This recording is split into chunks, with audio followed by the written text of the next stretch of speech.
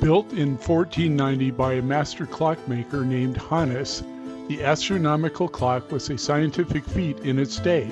Even after various renovations, it remains a paradigm of antique technology. The upper dial, the astrolabe, depicts the time in various forms and the movement of heavenly bodies through the sky. The lower dial, the calendar, shows the day of the year.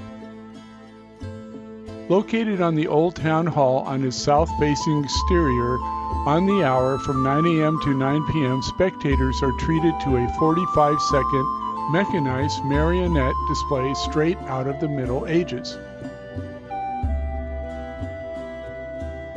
The four figures besides the clock represent the deepest civic anxieties of 15th century Praguers: vanity with a mirror, greed with a money bag, death, the skeleton, and pagan invasion represented by a Turk.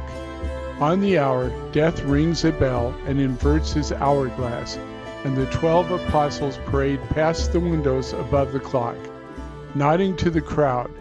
At the end, a rooster crows and the hour is rung.